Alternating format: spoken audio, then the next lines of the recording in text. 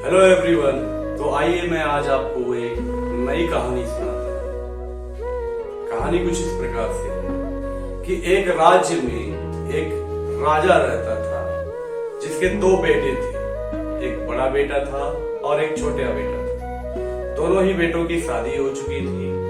बड़े बेटे का एक बेटा था और छोटे बेटे की एक बेटी थी। बड़ा बेटा जो था वो राजा के राजकाज में हाथ बटाता था, यानी राजा के राजकाज में उसका साथ देता था और वो बहुत ही दयालु था और राज्य के जरूरतमंद लोगों की मदद भी किया करता था। जबकि छोटा बेटा जो था वो इन सब चीजों से कोई मतलब नहीं था, थोड़ा बलशाली था, उसको युद्ध से और अपनी ताकत पे बहुत ज्यादा घमंड हो जाता है। और साथ ही साथ उसे एक और आदत थी, उसे सोने का बहुत ही लालच था।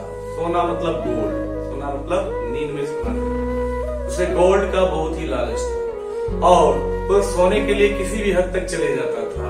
उसे बहुत ही सोने से प्रिय था, लगाव था और वो बहुत ही सोने का लालच था। उसके 5 और 10 उंगलियों में हमेशा सोने की अंगूठी, गले में सोने का चैन, मुकुट भी सोने का, यानी उसको सोने के ही पैड, सोने के बिस्तर जो थे वो भी सोने का, तकिया भी सोने का उसे लगाने का आदत था।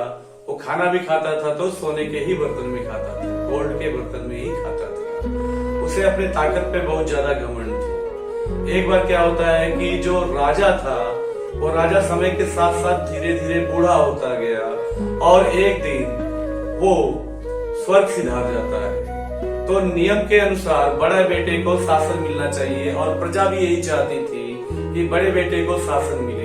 लेकिन छोटा बेटा बलशाली था, बाहुबली था, तो उसने क्या किया कि उसने बड़े भाई को धोखे से बंदी बनवा देता है और राजकाज अपने शासन अपने हाथों में ले लेता है। राजपाट अपने शासन में लेने के बाद, अपने हाथों में लेने के बाद वो क्या करता है कि प्रजा को लूटने लगता है। प्रजा से सोने चांदी जितने भी चीजें थी, गोल्ड की चीजें, वो सब लूटने लगता है और अपने पूरे खजाने को सोने से ही भर देता है, गोल्ड से ही भर देता है। और तभी उस राज्य में एक बहुत ही पहुंचे हुए साधु आते हैं और साधु के पास बहुत सारी चमत्कारी सिद्धियां थी जो उस नए राजा को, यानी कि राजा के छोटे बेटे को पता चलता है। तो वो साधु का बहुत ही स्वागत सत्कार करता है, बहुत ही अच्छे से उनके साथ व्यवहार करता है और उन्हें अपना अतिथि बनाता है। और अंत में जब उससे खुश होकर साधु बोलते हैं कि ठीक है, मांगो कोई वरदान अगर तुम्हें चाहिए तो वो राजा का छोटा बेटा जो राजा बना था वो साधु से मांगता है वरदान कि मैं जिस चीज को भी टच करूं वो चीज गोल्ड का हो जाए, यानी सोने का हो जाए। मेरे ख्याल से ये कहानी आपने जरूर सुना होगा। तो आगे उसके बाद वो साधु बोलता है कि ठीक है, विचार कर लो और ये विचार करने के बाद तुम मुझसे कल सोच विचार करके वरदान मांगना। तो राजा बोलता है कि सोचना क्या है, फिर भी आप कहते हैं तो मैं सोचूंगा।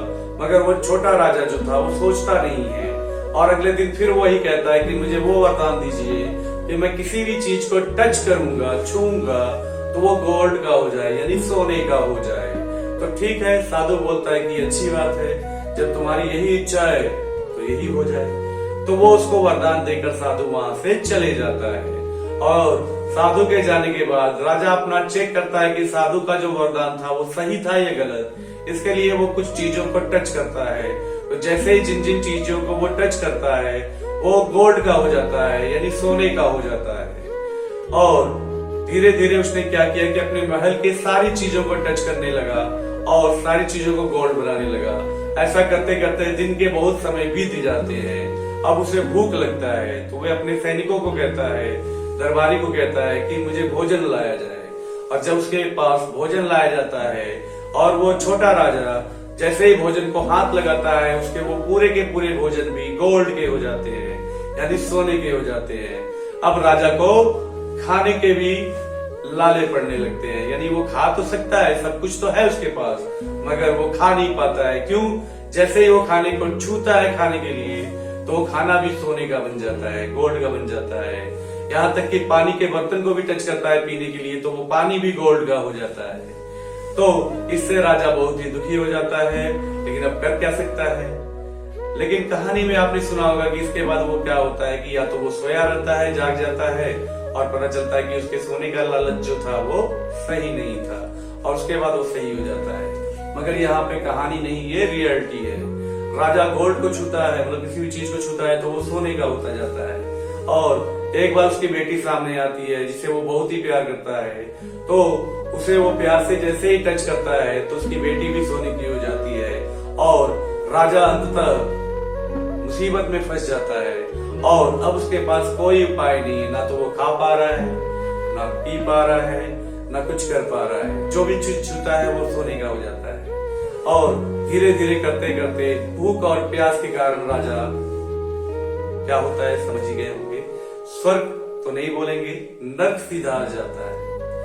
यानी आपको यहाँ पे मैं कहानी के माध्यम से ये बताना चाहता हूं कि आप अपने लिए कुछ अच्छा करिए। यानी आप कुछ भी करते हो अपने लिए, आपको लगता है कि आप बहुत अच्छे काम कर रहे हैं। जैसे वो राजा सोचता था कि मैं जिसको भी टच करूंगा वो गोल्ड का हो जाएगा, यानी मेरे हर घर के सामान, हर एक चीज गोल्ड हो जाएगा। मगर वो ये भूल जाता है कि वो अपने लिए अच्छा नहीं, अपने लिए बुरा कर रहा था। तो आपको मैं यही कहना चाहूंगा कि आप कुछ भी अपने लिए कर रहे हैं, चाहे जैसे भी चीजें कर रहे हैं, उसके परिणाम के बारे में भी सोचते रहिए।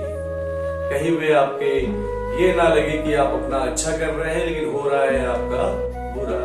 कोशिश करिए कि आप अपने लिए अच्छे करें, क्योंकि आपका बुरा करने के लिए तो लोग हैं। धन्यवाद।